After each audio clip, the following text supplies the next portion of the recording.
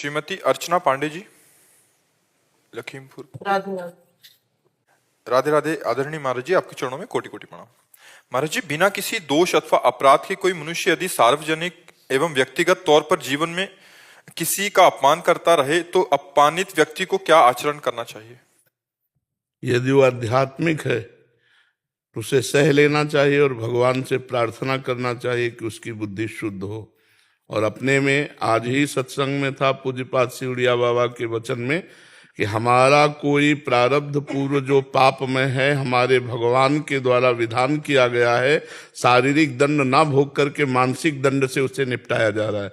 जैसे हमें कोई गाली देता है या अपमानित करता है तो हमें मानसिक जलन होती है, मानसिक जलन से हमारे पाप का प्रायश्चित हो गया, जो हमें शारीरिक दंड नहीं भोगना पड़ा। तो हमारी कोई निंदा करता है या हमारा अपमान करता है या तिरस्कार करता है तो भगवान के विधान से हमें पवित्र किया जा रहा है।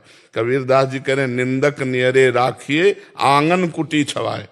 अपने सामने रहे, पास रहे, बिना साबुन बिना पानी निर्मल करे स्वभाव। वो हमारे मन के, हमारे तन के सारे पापों को नष्ट कर देता है। जो श्री पाद प्रबोधानंद जी महाराज कह रहे सम्मानम कलयाति घोर गरलम नीचा अपमानम सुधा श्री राधा मुरली धरो भज सखे वृंदावन मात्यज। सम्मान विष है जो हमारे पुण्यों को नष्ट करता है, और अपमान अमृत है जो हमारे पापों को नष्ट करता है और पुण्यों को बढ़ाता है। इसलिए मुझे जो आध्यात्मिक है उसे सहना चाहिए, और जो एकदम सांसारिक है तो सहेगा ही नहीं, वो प्रश्न ही नहीं करेगा, तो सठे साठ्यम समाचरित, वो दुष्ट के साथ दुष्टता का ही व्यवहार करेगा। लेकिन आध्यात्मिक ऐसा नहीं। करत जे अनसहन निंदक तिनहु पे अनुग्रह करो। जो तुम्हारे अनसहन अपमान करते हैं, निंदा करते हैं, उनको भी सह कर उसका मंगल मनावे, ये आध्यात्मिक स्थिति है। इससे हमारा मंगल होगा, हमारे पाप नष्ट होंगे, हमारे भगवान प्रसन्न होंगे। जीवन का परम लक्ष्य है भगवान की प्रसन्नता। किसका प्रश्न था, समझ पा रहे हैं आप? इसमें कोई संशय जी? आचार्य सतीश पांडे जी, जबलपुर से। जी पूज्य महाराज जी, आपके चरणों में कोटि कोटि प्रणाम। महाराज जी, ये कह रहे हैं कि आप एक मंदिर में पुजारी थे, वहां इनको ठीक नहीं लगा माहौल, तो इन्होंने वहां का त्याग कर दिया।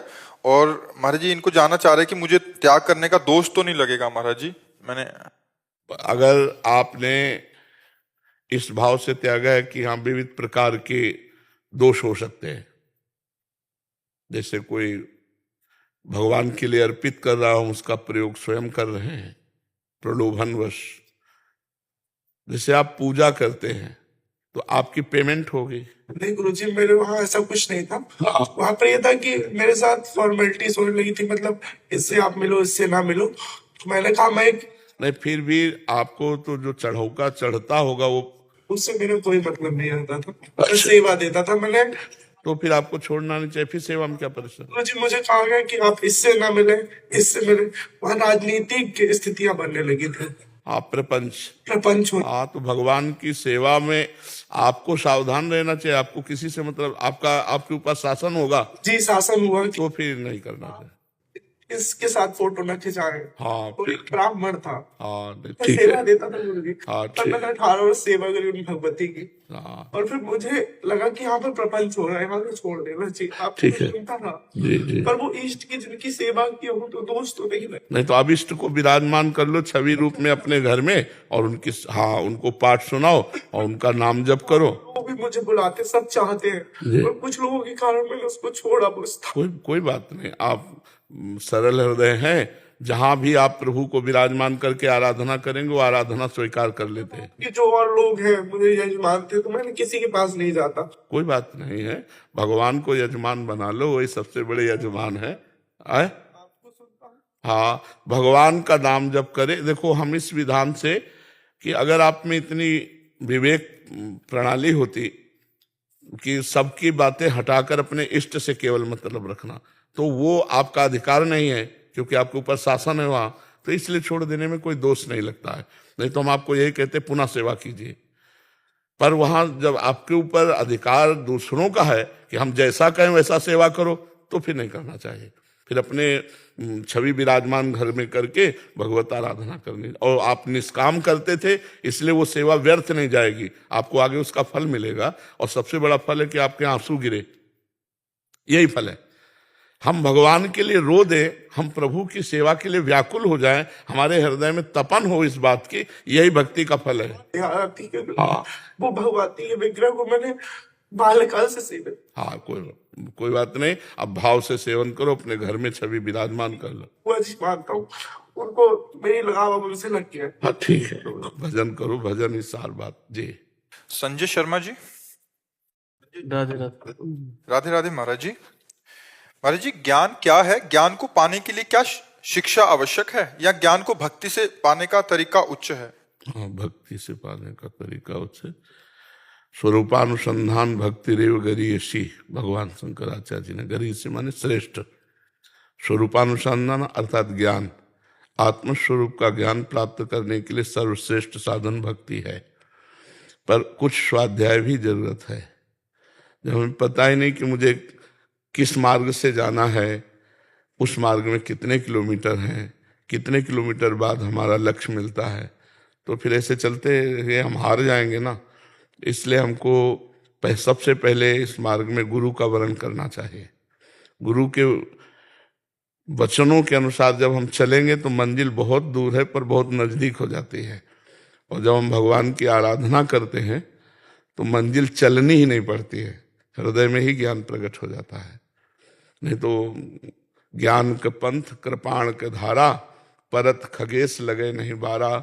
ज्ञान का मार्ग बोले नंगी तलवार पे चलना है, बहुत कठिन होता ना, क्योंकि पूरे संसार के राग का नाश करना है।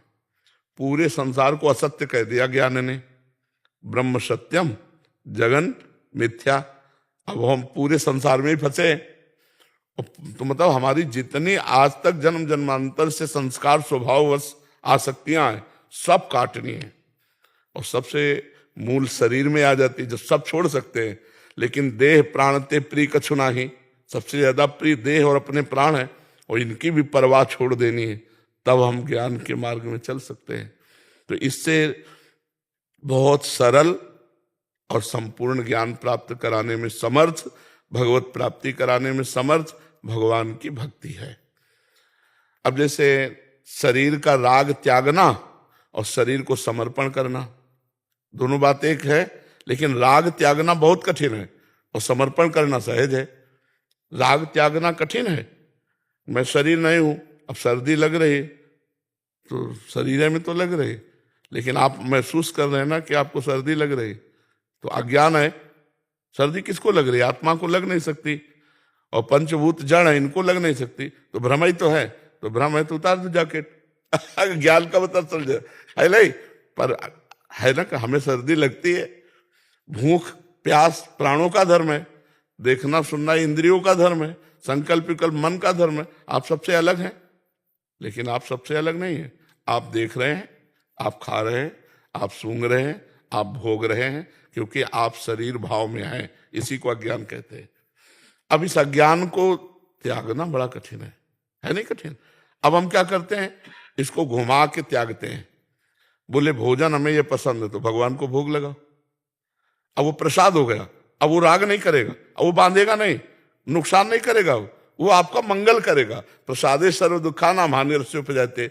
परिवार में बंधे तो नाथ सकल संपदा तुम्हारी, मैं सेवक समेत सतनारी। हे नाथ, पत्नी पुत्र परिवार से मैं आपका दास हूं। बात तो वही हो रही है, राग का त्याग। लेकिन वो राग का त्याग करना अत्यंत कठिन हो, ये राग का समर्पण, भगवत समर्पण, इससे बहुत जल्दी ज्ञान प्राप्त हो जाता है। पर जब हमारे हृदय में लक्ष्य प्राप्त हो जाए ज्ञान प्राप्ति के लिए, तब ये बात हो सकती है। तो हम सुमिरन परायण हैं। पहली बात तो भक्ति का प्रधान स्वरूप देवर्षि नारद जी ने बताया, तदर्पिता अखिलाचारिता तद स्मरणेन परम व्याकुलते थे।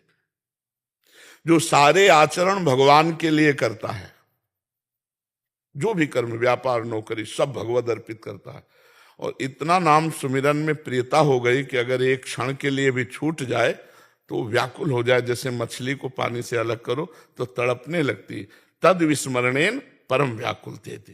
तो ये भक्ति फिर शुद्ध ज्ञान प्रकाशित कर देगी। हर समय देखो, जब संसार का चिंतन होता है तो हमारा हृदय मलिन होता है, जब भगवान का चिंतन होता है तो निर्मल होता है। तो हम राधा राधा राधा राधा राधा राधा हर समय जपें तो हमारा हृदय निर्मल, और निर्मल हृदय में ज्ञान प्रकाशित हो जाता है। मलिन हृदय में अज्ञान होता है, निर्मल हृदय में ज्ञान होता है। मलिन हृदय संसार को सत्य मानेगा और निर्मल हृदय सब में भगवान है ऐसा सत्य मानेगा। अब हमको सरल, सहज और भरोसा, ज्ञान में आप भ्रष्ट हो कोई बचाने वाला नहीं, और भक्ति में करो सदा तिनके रखवारी जिम बालक राखे महतारी। भगवान कह रहे ना, मैं उसकी रक्षा करता हूं। योगक्षेमम वाहम्यहम, मैं स्वयं योगक्षेम का। तो सबसे श्रेष्ठ भगवान की भक्ति का जो आचरण है, जो चिंतन है, वो सहज ज्ञान की धारा में पहुंचा देता है। अच्छा, कोई भक्त अज्ञानी होता है क्या? देखो हनुमान जी, ज्ञानी नाम अग्रगण्यम, गरुण महाज्ञानी गुण राशि, विश्वामित्र महामुनि ज्ञानी, सब अपने आप ज्ञान आ जाता है। तो हम नाम जप करें और भक्ति के पवित्र आचरण करें, और जो आचरण वो भगवान को समर्पित कर दें, और पूरा परिवार, तन मन धन सब भगवान की शरण में, निश्चित भगवत प्राप्ति, निश्चित ज्ञान हो जाएगा। समझ पा रहे आप जी? किरण जी, गुड़गांव हरियाणा से। राधा वल्लभ श्री हरिवंश गुरुदेव, आपके चरणों में कोटि कोटि प्रणाम। पूज्य गुरुदेव भगवान, मुझे अधम से एक संत के प्रति दृष्टि दोष हो गया था। उसके पश्चात मेरा नाम जप छूट गया। मैंने उन संत से भी क्षमा मांग लिया, उन्होंने भी क्षमा भी कर दिया, फिर भी नाम जप पहले की तरह नहीं चल पा रहा। महाराज जी कृपा करके मेरा मार्गदर्शन करें। अभ्यास करो, शुरू करो। और किसी के प्रति हम दोष दृष्टि क्यों करें? पहली बात तो हम सब गृहस्थों से प्रार्थना करते हैं कि संतों के वचन सुनो और दूरी रहकर भजन करो। उनका भी भजन होने दो और तुम भी भजन करो। सत्संग सुनो और दूरी बना लो। बहुत तुम्हारे अंदर भाव है तो शिक्षा ली है तो भिक्षा दे दो, 4 रोटी की व्यवस्था कर दो। अगर उनको भूख लगी भोजन दे दो। अगर ऐसा लगता है कि भाई तो हम वस्त्र की व्यवस्था कर दे, दूरी बना के रहो। ज्यादा संतों से ऐसा लिप्सा नहीं रखनी चाहिए, नहीं तो दोष दर्शन हो जाएंगे। क्योंकि कौन किस स्थिति में है तुम्हें पता नहीं है, या कौन आडंबर कर रहा, दम्भी है, पाखंडी, ये भी तुम्हें पता नहीं। तो हमें लगता है जब मंच पे बोला जाएगा तो बहुत होश में बोला जाता है। वो होश वाली बात सुनो और बस फिर पीछे छोड़ दो। पीछे भगवान जाने, जो जैसे कर रहा है उसको भोग मिलेगा। आप केवल मंच से सुनो, बस दूरी बना लो। ज्यादा लगाव करने की जरूरत नहीं है, भाव से लगाव करो, दूरी बना के रखो तो दोष ही नहीं बनेगा। दोष कब देखोगे? जब नजदीक जाओगे। हम कह रहे हैं नजदीक जाने की जरूरत नहीं है। प्रवचन सुनो, सत्संग सुनो, उसको आचरण में उतारो। जैसे बैठे हो, सुना, जय भगवान, दूरी, कोई मतलब नहीं। तो इसलिए हमें लगता है दोष दर्शन बचने के लिए हर गृहस्थ को चाहिए, गुरु बना लिया, मंत्र ले लिया, खूब भजन करो, चलो दूरी हटो। समझ रहे हमारी बात? नहीं, दोष दर्शन तो हो ही जाएंगे, क्योंकि तुम्हारी दृष्टि सही नहीं है और पता नहीं वहां स्थिति ना हो। दोनों बातें हैं। हो सकता है तुम्हारी दृष्टि न सही हो और हो सकता है वहां उनके आचरण न सही हो। तो इसलिए केवल प्रवचन सुनो और नाम जप करो, दूरी बना के रखो। जब बहुत काल के बाद विश्वास हो जाए कि ये भगवान के विशुद्ध भक्त हैं, तो आपको सच्ची कहते हैं, साधु ते होए नकार जाने। भगवान के भक्त से कभी ऐसा नहीं हो सकता कि जो नहीं होना चाहिए, कभी नहीं हो सकता। ऊसर बरसे तृण नहीं जामा, संत हृदय जिम उपज न कामा। भगवान के भक्तों से कभी ऐसा नहीं हो सकता। जो वास्तविक भगवान के मार्ग में चलने वाले हैं, ऐसा नहीं हो सकता। तुम्हारा मंगल होगा, तुम्हारा कल्याण होगा, पर कुछ ऐसी बाहरी बातें हैं जो हम उनको दोष दर्शन में न देखें।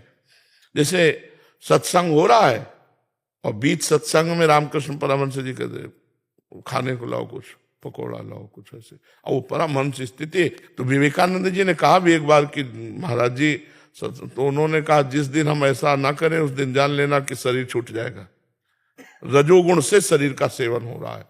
रजोगुण अगर ना हो तो शरीर नहीं चलेगा। तो कुछ ऐसे लीलाएं होती, खान पान ऐसे, लेकिन गलत लीलाएं नहीं होंगी, तो उनमें दोष दर्शन न करे। खान पान व्यवस्था उनकी कैसी है, अलग अलग संतों का स्वभाव होता है, प्रभाव होता है, पर हमें लगता है दूरी बना के रखे तो ज्यादा अच्छा।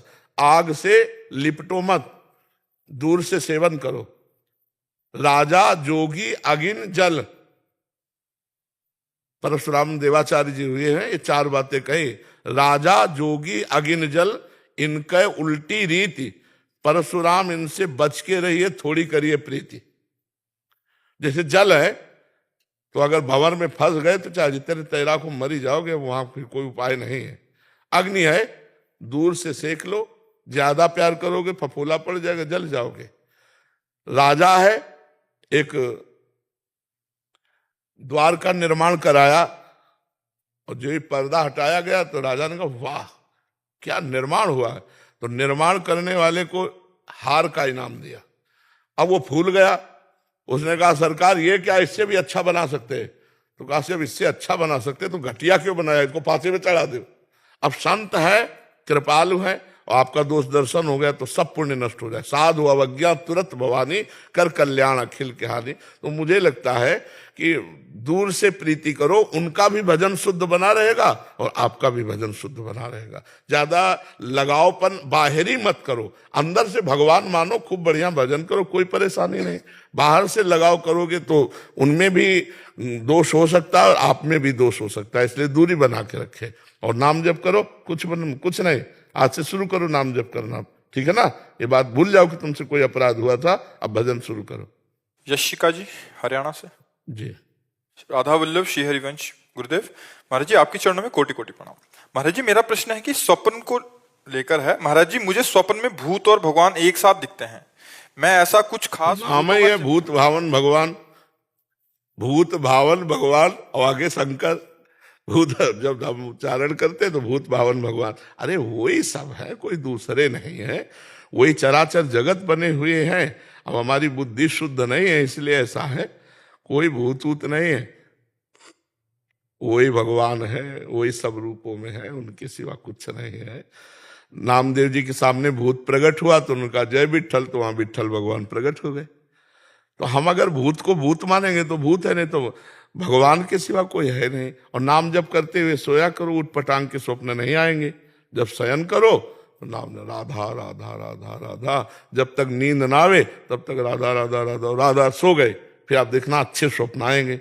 ये सब इधर उधर के स्वप्न नहीं आएंगे। इधर उधर के स्वप्न आते हैं जो सोते समय बातें प्रपंच की सोचते रहते हैं। सोते समय नाम जरूर जपना चाहिए, पता नहीं जग पावे कि न जग पावे, ये भी तो है ना। कहो सोते सोते ही दिल फेल हो जाए, इसलिए हम भगवान का नाम, प्रियाजू का नाम जपते हुए सोए, जिससे हमारा शयन भी आनंदमय हो जाए। और अगर स्वप्न आते हैं तो देखो स्वप्न की 2-3 प्रवृत्तियां होती। एक होता है ऊट पटांग, बेमतलब के स्वप्न आते हैं जिनका कोई अस्तित्व नहीं। और एक होता है जो हमने पूर्व में किया है उन संस्कारों से होता है। और एक होता है आगामी जो होने वाला है उसका संकेत। 3 प्रकार के स्वप्न के होते। एक होता है बिल्कुल सिर पैर के नहीं, बिल्कुल बेकार, ऊट पटांग एकदम, तुकतान ही नहीं। और एक होता है जो पूर्व में हमने किया है उसके संस्कार के स्वप्न आते हैं। और एक आगे जो होने वाला है संकेत, उसके स्वप्न आते हैं। तो हमें नाम जप किया जाए, नाम जप करने का अभ्यास बनाया जाए तो हम तीनों प्रकार के स्वप्नों से बच जाए। नहीं तो कहो ऐसा स्वप्न आ जाए कि आनंदित हो, कहो ऐसा स्वप्न आ जाए कि रोना पड़े, भयभीत हो जाए। नाम जप करो तो स्वप्न भी तुम्हारा आनंदित रहेगा, आनंद देने वाला बनेगा। स्वप्न में भी दुख नहीं होता भक्त को, इसलिए भगवान का नाम जप करो। सुकन्या जी बिहार से। राधा राधा। गुरुदेव आपके चरणों में कोटि कोटि प्रणाम। गुरुदेव भगवान मुझ पर हेतु की कृपा हुई है। महाराज जी मुझे हर समय से ये डर लगा रहता है कि कहीं सांसारिक मोह में फंसकर मैं रास्ता ना भटक जाऊं। भगवान की शरण में रहो, वो अपने भक्त की रक्षा करते हैं जैसे माँ अपने बच्चे की रक्षा करती। करो सदा तिनके रखवारी, जिम बालक राखे महतारी। हम तो फंस ही सकते, आप अगर हमारा हाथ पकड़े तो हम कैसे फंस सकते। हमें भरोसा भगवान का रखना चाहिए, अपना नहीं। अपने तो फेल हो जाएंगे। इतनी दुरंत माया है जो ज्ञानिन कर चित्त अपहरई, बरियाई विमोह बस करई। जो बड़े बड़े ज्ञानियों के चित्त का अपहरण करके बलात् मोह में डाल दे उसे माया कहते हैं। तो भगवान कहते हैं दैवी हेषा गुणमयी मम माया दुरतया मामेव ये प्रपद्यन्ते माया में ताम तरंते। ये त्रिगुणमयी माया बड़ी दुरत्य है, जो मेरी शरण में आ जाता तो मैं पार करवा देता हूं। तो हम भगवान के आश्रित रहें, डरे ना, नाम जप करें और भगवान से कहें कि नाथ मुझे बचा लेना, मैं तो फंस जाऊंगा। मेरा तो स्वभाव ही है फंसना, जन्म जन्मांतर से फंसते आ रहे हैं। आप ही मुझे बचाओ प्रभु, आप ही मेरी रक्षा करो, तो रक्षा कर लेंगे वो। हमको तो डरना तो है ही है, पर इतना नहीं डरना कि हम भजन छोड़ दें।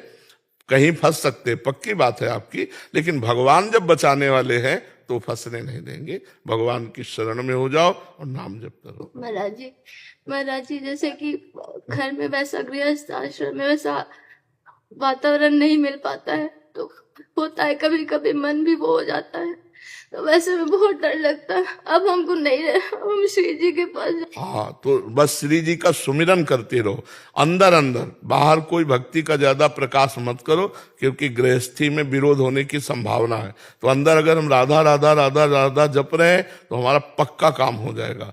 जो नाम जप कर रहा है, हम अपने विश्वास से कहते हैं निश्चित मंगल हो जाएगा। चाहे गृहस्थी में आप कितने लोग हैं, आपके 2 4 6 लोग होंगे, हमारे तो दसियों लाखों लोग हैं, हमारे ही तो है सब। तो भगवान साथ है तो कहीं फंसना नहीं है। एक का भी ध्यान थोड़ी है, क्योंकि हम सबको भगवान के रूप में देखा, मेरे भगवान इन सब रूपों में खड़े हैं। तो आप 7 8 लोग परिवार के होगे, सब में भगवान को देखो, फंसोगे ही नहीं। पुत्र में भगवान, पति में भगवान, सास ससुर में भगवान, सब में भगवान की भावना करो तो फंसोगे नहीं। सेवा भी बन जाएगी और भगवत प्राप्ति भी हो जाएगी। यश जी राधा कुंड से, राधा वल्लभ शेरवंश महाराज जी, मुझे राधा प्यारी की बहुत याद आती है। उनके लिए रोता तड़पता हूँ, लेकिन अब धैर्य नहीं रख पाता, जिस कारण बस ऐसा लगता है कि क्या श्री जी मेरे साथ भी हैं, क्या वो जानती भी हैं मैं उनके लिए दिन रात रोता हूँ। वो ही चाह रहे हैं तभी तुम्हें रोना आएगा। श्री जी आपको जानती नहीं, श्री जी ही आपको प्यार दे रहे हैं, तभी आप श्री जी के लिए। अगर किशोरी जी कृपा न करे तो एक बार राधा नहीं बोल सकते, राम जी कृपा न करे तो एक बार राम नहीं बोल सकते, कृष्ण जी कृपा न करे तो एक बार कृष्ण नहीं बोल सकते। और वो तो सबके हृदय में ही बैठे हैं, उनके जानने की बात तो हृदय में ही बैठे हैं, और उन्हीं की प्रेरणा से आप राधा राधा कहते हैं। तो ये तो संशय ही मत करो कि वो देखती है कि नहीं, वो जानती है कि नहीं, वही कृपा करके प्रसाद दे रहे कि आप राधा राधा कह करके रोना आता है, आपको लगता है श्री जी मिल जाए। ये तो बड़े भाग्य की बात है।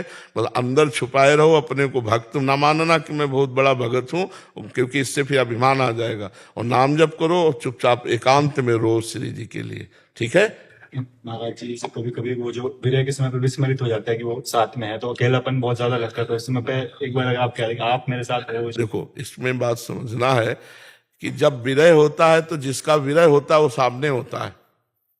अगर विरह है तो हमारी बात का अनुभव करोगे। जब अगर हम कृष्ण विरह में हैं तो हमारे भाव देश में कृष्ण छाए हुए हैं, तभी तो हाँ कृष्ण तुम कब मिलोगे, प्यारे तुम कब मिलो, उसको अनुभव हो रहा है, सामने श्री कृष्ण पर अनुभव हो रहा है विरह का। तो ऐसा नहीं है कि वो विरह के समय तुम्हारे साथ नहीं रहते, तुम अकेले रहते हो, ऐसा विरह तो होता नहीं है। विरह जिसके लिए होता है उसकी झांकी दिमाग में होती है। आप ऐसे लौकिक देख लो, किसी व्यक्ति के विषय में सोचोगे तो उसका रूप आ जाएगा कि नहीं आ जाएगा, कि यार बहुत दिन से वो नहीं मिले तो सामने आपके होगा वो रूप। ये सिद्धांत है। तो जब हम प्रभु के लिए रोते हैं तो प्रभु हमारे मानस पटल पे होते हैं, हे श्री कृष्ण आप कब मिलोगे। तो साथी तो है, ऐसा कैसे सोचते हो कि आप अकेले हैं। गुरु जी ऐसे एकांतिक में तो रोज नहीं आ सकते, आप तो मेरे साथ है ना हमेशा। पक्का हमारी बात मानो, हमारी स्वामिनी जी का नाम जप करो तो आप देखो। हमारा नाम जानते हो क्या है? प्रेमानंद। प्रेम किसे कहते हैं? श्री जी को। आनंद किसे कहते हैं? लाल जी को। प्रिया और लाल दोनों मिलकर प्रेमानंद है। तो जहां प्रियालाल का स्मरण कर रहे वही प्रेमानंद है। हमारा कोई ये रूप थोड़ी है, ये तो 5 भौतिक शरीर है, 2 4 कब छूटेगा ये पता नहीं, लेकिन ये छूटेगा। लेकिन जो हमारा स्वरूप है वो कभी नहीं छूटेगा, वो तो सच्चिदानंद में है। इसलिए स्वरूप से प्यार करो, शरीर से नहीं। नहीं तो 4 दिन बाद कहोगे वो जिनको हमने अपना माना था वो तो मर गए, ये शरीर तो जाने वाला है, लेकिन हम जाने वाले नहीं। प्रेमानंद ने जहां पुकारोगे वहीं प्रेमानंद। प्रेमानंद पुलकित गात्रो विद्युत धाराधर समकांति राधा कृष्णो मनसि दधानम। राधा कृष्णो मनसि दधानम वंदेहम श्री हरिवंशम। ये प्रेम स्वरूप है। खूब नाम जप करो। राधे राधे महाराज जी। महाराज जी, बच्चों को भगवत मार्ग में किस प्रकार से और आगे लेकर आया जाए, और बहुत से इन्फ्लुएंसर्स हैं जो लेकर आ सकते हैं, जिनका बहुत नाम है, जो भगवत गीता से, रामचरितमानस से, कोई देखो, सबसे पहली बात हम आपको प्रार्थना करते हैं कि यदि बच्चों का ब्रह्मचर्य ठीक नहीं रहेगा तो सब उपदेश में पानी फिर जाएगा, किसी काम में उपदेश नहीं आएंगे। अगर उनका चरित्र ठीक नहीं है तो सब व्यर्थ हो जाएगा। इसलिए हमारा सबसे पहला जो कदम होना चाहिए वो बच्चों को चरित्रहीनता से बचाओ।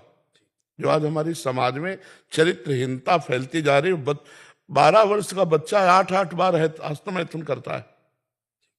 जब हमारे सामने खड़े होकर के बच्चे अपनी हालत बताते हैं ना तो हृदय कांप जाता है कि किसान आदमी जब गेहूं की फसल गलेथ में होती है, जो किसान होते हैं वो हमारी भाषा समझेंगे, गलेथ का मतलब होता है अन्न की बाली अभी निकली नहीं है और उस समय काट लिया जाए तो एक दाना नहीं मिलेगा, और थोड़ा समय का इंतजार कर लिया जाए तो 50 मन उसी से गेहूं पैदा होगा। तो ऐसे जब तक 22 वर्ष की अवस्था ना हो जाए तब तक बालक को ब्रह्मचर्य रहना चाहिए।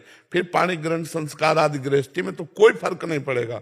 आज हमारे बच्चों की स्मृतिहीनता हो रही, आज हमारे बच्चों में व्यसन बढ़ रहा है, आज बच्चों में व्यभिचार बढ़ रहा है। इसको एक हमारे पास आए थे हितधाम में, रामायण कंठस्थ थे, भागवत 18,000 श्लोक कंठस्थ थे, गीता कंठस्थ थी, पर भारी व्यभिचारी बच्चा था।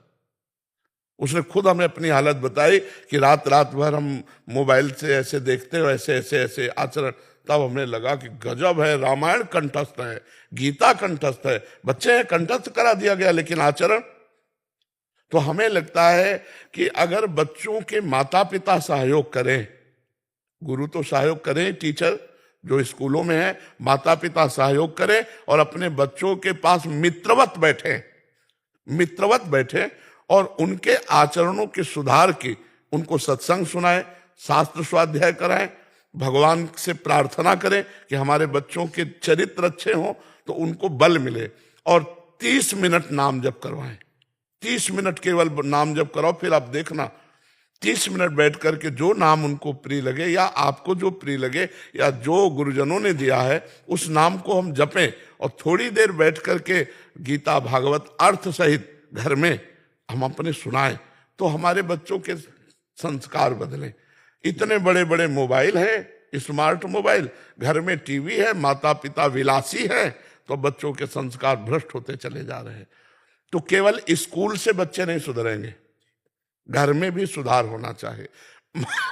अगर पिता शराब पीता है तो बच्चे को कैसे आचरणहीनता से रोक पाएगा? गंदी गंदी बातें आप करोगे, दृश्य देखोगे तो बच्चों में वही संस्कार, वो छोटा नहीं है, उसमें संस्कार पड़ रहे हैं। तो माता पिता सुधरे और अपने बच्चों को सुधारने का सहयोग दे तो हमारी समाज सुधरे बच्चों वाली, नहीं तो बहुत बुरा गिरते चले जा रहे हैं। अभी कोई अवस्था नहीं और बॉयफ्रेंड गर्लफ्रेंड बनाए घूम रहे हैं कि अरे ये जीवन तुम्हारा, हमारे राज्य के काम आने वाले तुम हो, तुम्ही में कोई एमएलए बनेगा, कोई मुख्यमंत्री बनेगा, कोई प्रधानमंत्री बनेगा, कोई डॉक्टर बनेगा, कोई मास्टर बनेगा, और तुम आचरणहीन होते जा रहे हो। क्या होगा हमारी समाज में? क्या होगा? आचरणहीन चाहे कोई हो, हमारे राष्ट्र की सेवा नहीं कर सकता, शोषण जरूर कर सकता है, सेवा नहीं कर सकता है। जो चरित्रवान है वही बलिदान देने के लिए तैयार हो सकता है, वही दूसरों को सुख पहुंचा सकता है। तो हमारी नई पीढ़ी बहुत गिरावट में जा रही है। छोटे छोटे बच्चे व्यसन करने लगे, छोटे छोटे बच्चे व्यभिचार करने लगे, हस्तमैथुन आदि के दोषी हो रहे। हमें लगता है माता पिता, टीचर और बड़ों को मिलकर के संभालना चाहिए। इस विषय में कोई बोलता ही नहीं। उनकी जीवनी शक्ति नष्ट हो रही है, वीर है, वो हस्तमैथुन कर रहे हैं, उनकी दशा क्या होगी? वो डिप्रेशन में पहुंच जाएंगे। तो हमारे नए बच्चों को सिखाओ। छोटे छोटे बच्चे एक दूसरे के संसर्ग से, एक 12 वर्ष का बच्चा था, उसने पूछा कैसे, ये कैसे सीखे? तो उनका हमारे दोस्तों ने सिखाया। तो क्रम बाई क्रम वो कुसंग वसात ऐसे। तो ये सुधरे तब सुधरे। ब्रह्मचर्य स्मृतिवान बनाता है, ब्रह्मचर्य बलवान बनाता है। ब्रह्मचर्य जिधर चाहो उधर आप ले जा सकते हो ब्रह्मचारी को, वो उधर ही विजयी होगा। अब ब्रह्मचर्य की हीनता हो रही। भोजन सुधरे। ये जो आजकल नए नए बच्चे पैकेटों वाला भोजन पा रहे हैं तो इनके शरीरों में बल बुद्धि तेज नहीं आएगा। हाँ, अब ये खा के पहलवान बनेंगे, ये खा के बुद्धिमान बनेंगे। अरे सात्विक भोजन पाओ, दंड बैठक मारो, थोड़ा व्यायाम करो, ब्रह्मचर्य से रहो, फिर देखो जीवन कैसा बनता है। तो हमें लगता है इनके चरित्र को सुधारा जाए तभी बनेगा। तो हमें लगता है कि सुधार यहाँ से शुरू हो। पहले ब्रह्मचर्य गुरुकुल में इसीलिए दूर रखा जाता था, परिवार से इसीलिए दूर रखा जाता था कि सबसे पहली सीढ़ी जो परमार्थ की और व्यवहार की वो है ब्रह्मचर्य। ब्रह्मचर्य से गृहस्थ, ब्रह्मचर्य से वानप्रस्थ, संन्यास, सब जगह ब्रह्मचर्य से ही होता है। तो हमें लगता है ब्रह्मचर्य का उपदेश दिया जाए, ब्रह्मचर्य की रक्षा कराई जाए, और उसमें प्रधान होगा भोजन और कुसंग का त्याग। भोजन ऐसा सात्विक जिससे ब्रह्मचर्य टिके, और कुसंग का त्याग जिससे हमारी गंदी आदतें न हो। छोटे छोटे बच्चे मोबाइल में गंदी गंदी बातें सर्च करके देखेंगे, उनकी हालत क्या होगी। तो हमें लगता है बड़ा बड़ा उपदेश देने से बात अब नहीं बनेगी, हमको घुसना पड़ेगा, उनके जीवन शैली में घुसना पड़ेगा। और वो अपने लोग कर नहीं सकते, वो माता पिता कर सकते हैं। बैठाल करके खुली बातें से पूछें कि आपके ब्रह्मचर्य में कोई हानि तो नहीं, आप कोई हस्तमैथुन तो नहीं करते, आप कोई गंदी बात तो नहीं करते, तो वो डरना मत, हमसे बता दोगे तो हम तुम्हारी दवाई भी करवा देंगे। ऐसी आयुर्वेदिक औषधियाँ आती हैं जो ब्रह्मचर्य छीण करके अपनी शक्ति ह्रास कर लेता है बच्चा, वो उससे पुष्टता प्राप्त होती है। तो हमें लगता है कि पहले यहाँ सुधार होना चाहिए। बिल्कुल अब आप देखो सीरियल कैसे बन रहे हैं, समाज के लिए तो सीरियल बन रहे हैं। सीरियल का कोई भी सीरियल ऐसा नहीं मिलेगा जिसमें अश्लीलता और अभद्रता न दिखाई दे। आप देखिए, और जहां से हमारा काम बनना है, या तो संतों के उपदेश या तो शास्त्रों का स्वाध्याय, दोनों शास्त्र स्वाध्याय है नहीं, और संतों को ऐसा दिखाया गया, मतलब जैसे वेब सीरीज कहते हैं, जी जी महाराज। तो वेब सीरीज में वो ऐसे दिखाए गए, फिल्मों में ऐसे दिखाए गए कि श्रद्धा नहीं रही, और शास्त्रों का स्वाध्याय है नहीं, तो जीवन बचाएगा कौन। दो ही हैं, शास्त्र और शास्त्रों के मर्मज्ञ संत जन, तो वही समाज को सुधारते हैं। और आजकल नए बच्चों को यही सब देखने को मिलता है, गंदी बातें। एक सीरियल में पूरा देख जाओ जो वेब सीरीज है, और उसमें देखो हर वो बात मिलेगी जिससे जीवन चरित्र नष्ट हो, ना कि चरित्र बने। पहले के फिल्में भी बनाई जाती थी जिनमें आदर्श उपस्थित किया जाता था, आचरण, पवित्रता, पहनावा ओढ़ावा सही, और आज देख लो सब अपवित्रता। तो अब नए नए बच्चे जब ये देखेंगे तो उनके मन में यही करने की भावना आएगी। अगर हम शास्त्र और भगवान के प्रेमी महात्माओं का संग नहीं करेंगे तो इन सब से हमारी आचरण वृत्ति बिगड़ेगी, बनेगी नहीं। अच्छा, संतों पर श्रद्धा होना बड़ा कठिन होता है। आज भगवान की बड़ी कृपा है जो कुछ संतों पर श्रद्धा करके आए, लोग आते हैं, बैठते हैं, सुनते हैं। नहीं तो एक अभी पीछे ही समय ऐसा आ गया था कि ऐसा लगा था कि चौपट हो गया सब। एक ऐसा मतलब झोंका आया था कि लगा कि संत का मतलब दिमाग में बैठ गया सबके कि फ्रॉड, ये गिरा, ये गिरा, जैसे विकेट पे विकेट न गिरे, ऐसे बड़े बड़े। जब तो भगवान की कृपा हुई तो फिर श्रद्धा सी जागृत हुई है। तो संत वचन और शास्त्र वचन ये दो ही उठा सकते हैं, अन्यथा उठाने की सामर्थ्य नहीं है। चाहे जिस समाज को लेकर देख लो, अगर कोई उत्सव होता है, पार्टी होती है, तो मदिरा उसमें होगी, उसमें अश्लीलता होगी। अब बच्चा उस पार्टी में जाएगा तो क्या सीख के आएगा? वही अश्लीलता देख रहा है, वही संस्कार बन रहे हैं। तो हमें लगता है भगवान कृपा करें और सत्संग सुनाया जाए, नाम जप करवाया जाए, और उनको बैठ करके ब्रह्मचर्य आदि साधन बताए जाए, तो ये आगे आधुनिक पढ़ाई में भी उन्नतिवान होंगे और आध्यात्मिक पढ़ाई में भी ये उन्नतिवान होंगे। जी हाँ, क्योंकि जी कल मेरे साथ ऐसा हुआ कि कल राधा बाबा कुएं से मैं जल ले रहा था, गीता वाटिका बरसाने, तो राधा बाग से जल ले रहा था कुएं से बाबा। तो जल लिया घर के लिए, और लेके उसके नीचे जो सीढ़ी है उस पे मैंने बैठ के वहीं जल पी लिया। तो एक बाबा वहां बैठे हुए थे, वो बहुत निषेध, हाँ निषेध है। अच्छा, मैंने उनको बोला कि निषेध इसलिए कि वो श्री जी का कुआं है और वहां से श्री जी के लिए जाता है, इसलिए निषेध है। पहली गलती तो वहां आदेश लेना चाहिए, दूसरी बात कुआं के ऊपर नहीं, राधा बाग के बाहर पीना चाहिए। वो श्री जी का निज बाग है, उसमें कोई व्यवहारिकता नहीं होनी चाहिए। तो उस डांट को कृपा मानो, दोष दृष्टि मत करना, ठीक है ना। सबका सार है अंदर का चिंतन करना। हमारा मौन तभी सार्थक जब निरंतर भजन करें, हमारा त्याग तभी सार्थक है जब भगवान प्यारे लगने लगे। भगवान के लिए सब कुछ छोड़ा है। संसार में यश, कीर्ति और प्रतिष्ठा ये तो सब आखिरी मेड़ है जिसमें गिर जाता है साधु, आखिरी मेड़ में गिर जाता है। अब मान लो जैसे कोई तप कर रहे हैं और उसका बहुत लोग जानकारी हो रही है, बहुत लोग आ रहे हैं, भेंट चढ़ा रहे हैं और बड़ी संस्था चल रही है उस तप के प्रभाव से, तो उतना ही है, भगवान नहीं मिलेंगे। पहले भगवान से मिलो, समाज से नहीं, फिर समाज तो कोई हानि नहीं, और पहले ही समाज तो फिर भगवान नहीं। पहले भगवान, पहले भगवत साक्षात्कार करो, एकांत रहकर, कोई जाने ना। महाराज जी साधकों के लिए, जैसे हम सब साधकों के लिए, तो फिर तो उचित मौन महाराज जी ज्यादा अच्छा है, उचित पाना ज्यादा अच्छा है, उचित वस्त्र ज्यादा उचित है। हाँ, भगवान नाम जैसे राधा राधा बोला तो करोड़ों मौन से बढ़कर है। हम गंदी बात ना बोले, हम किसी को अशुभ ना बोले, किसी की गलत चेष्टाओं को हम बढ़ावा देने वाली बातें ना बोले, तो और राधा राधा बोले तो मौन ही है, वाणी का मौन ही है। हम अपनी धर्म की कमाई की नमक रोटी खाएं तो बहुत बढ़िया, फलाहार से भी बढ़कर बढ़िया तपस्या है। बहुत कम पैसे में जो जीवन चले और तपस्या करे तो वो तपस्या अग्रसर हो जाती है, और बहुत मतलब बाहरी इसमें फिर गड़बड़ हो जाता है। तपस्या करनी चाहिए पर गुप्त करनी चाहिए, कोई जाने ना, जब तक हमें भगवत साक्षात्कार ना हो जाए। अलग अलग निष्ठाएं हैं पर भजन प्रदान रखना चाहिए। सब साधन कर यह फल सुंदर, प्रभु पद पंकज प्रीति निरंतर। भगवान के चरणों का निरंतर चिंतन हो, प्रेम हो, यही सब साधनों का फल है। अक्षत जिंदल जी नोएडा से। राधा वल्लभ श्री हरिवंश महाराज जी आपके चरणों में कोटि कोटि प्रणाम। गुरुदेव आपका जीवन और साधना हम सभी के लिए एक प्रेरणा है।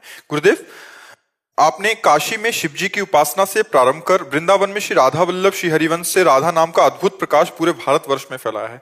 ये न केवल आपकी गहरी भक्ति बल्कि राधा रानी की असीम कृपा का प्रमाण भी है।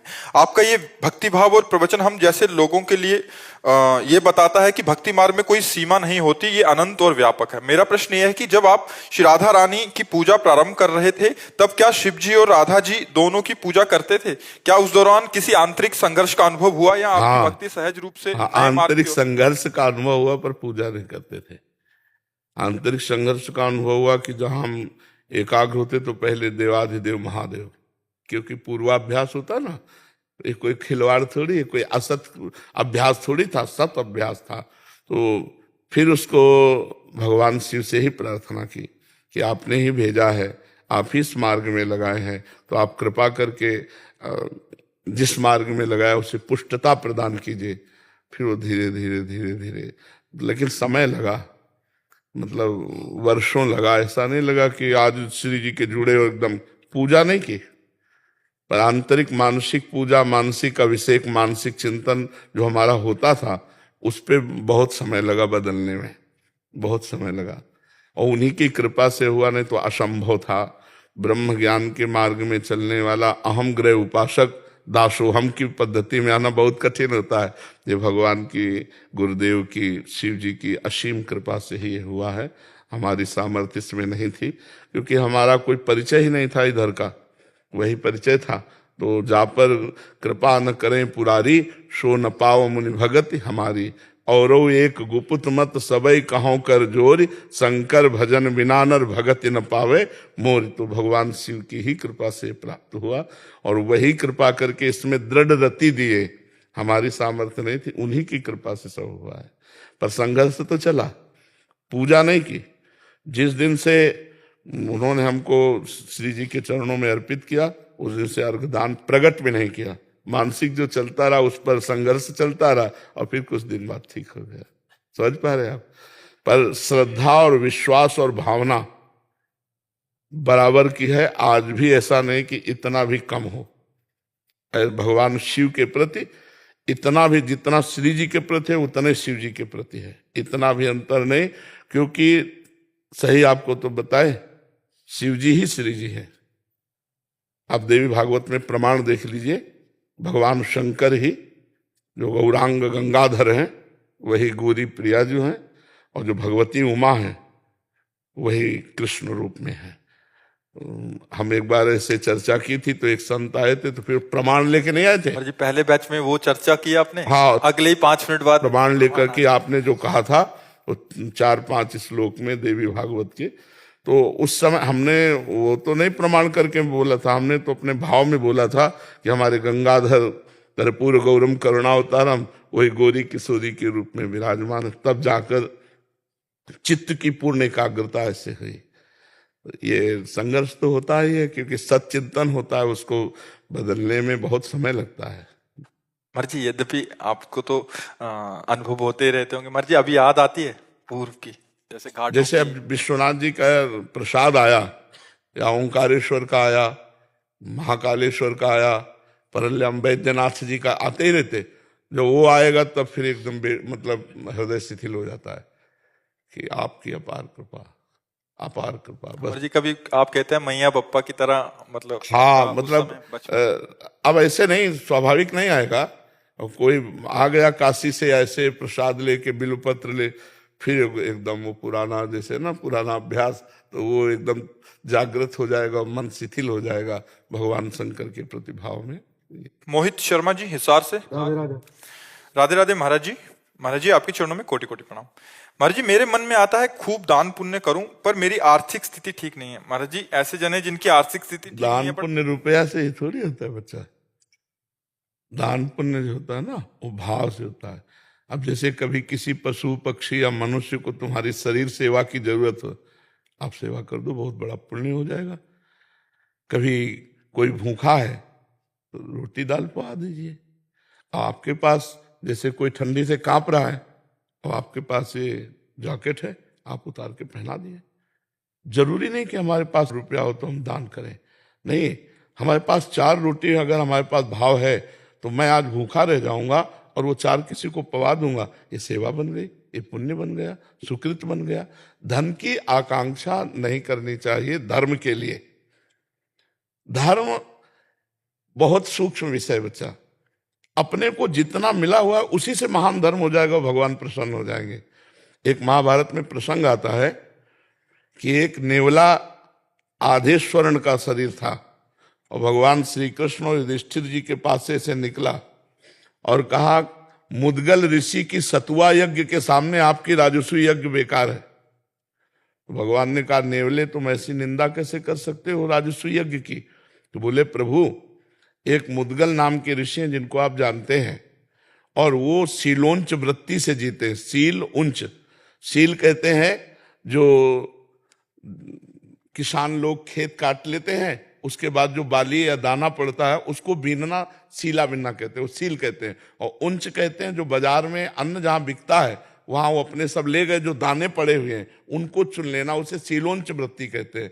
और उससे किलो 2 किलो 4 किलो होता होगा तो उसे पिसवा लेते थे सतुआ बनाकर, और रोज थोड़ा चुटकी भर पा लेते, तो 12 महीने ऐसे रहते थे।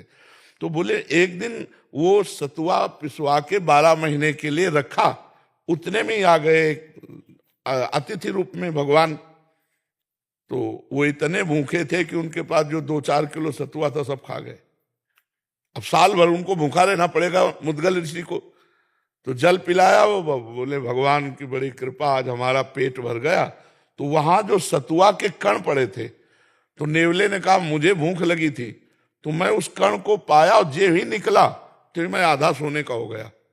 तो मैं सोच रहा था युधिष्ठिर जी की बहुत पुण्य यज्ञ हो रही है, तो जाऊंगा पूरा स्वर्ण का बन जाऊंगा, लेकिन सब जगह लोटा कहीं इसका मतलब मुदगल ऋषि की सतुआ यज्ञ से बढ़कर तुम्हारी राजस्व यज्ञ नहीं है।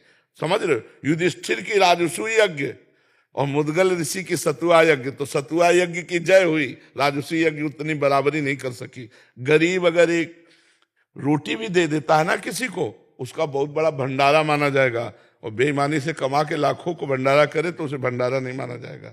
तो धन के लिए चाह मत करो, धर्म के लिए धन की चाह नहीं है, सत्य और निष्ठा की चाह है। धर्म के लिए सत्य और निष्ठा की चाह है। हमारे पास भगवान ने जो दिया है उसी से हम धर्म करेंगे, हमें धन की चाह नहीं करनी चाहिए। नहीं, धन की चाह फिर हमें पुण्य की जगह पाप में ले जाएगी। जितना धन की चाह बढ़ती जाएगी उतना ही पाप बढ़ता चला जाएगा, क्योंकि फिर हम निर्णय नहीं कर पाएंगे, धनांध हो जाएंगे। हम निर्णय नहीं कर पाएंगे कि धन सही है कि गलत है। 100 रुपया धर्म से कमाओ, 10 रुपया फिर दूसरों की सेवा में लगा दो, ये तुम्हारा धर्म बन जाएगा। और बेईमानी, घूस और पापाचरण का पैसा जहां जाएगा वहां बुद्धि भ्रष्ट कर देगा और पाप ही कराएगा, पुण्य तो हो ही नहीं सकता। पाप के पैसे से पुण्य नहीं हो सकता। धर्म द्वारा कमाए हुए 100 रुपये से 10 रुपये निकाल दो, गौ सेवा, संत सेवा, भिक्षुकों की सेवा, बीमार की सेवा, वो बात मान गए। लेकिन ऐसा नहीं पापाचरण करो। इसलिए बहुत धन की आकांक्षा न करे, धर्म की आकांक्षा करे तो धर्म से जो धन आएगा वो मंगलमय होगा। समझ रहे बच्चा?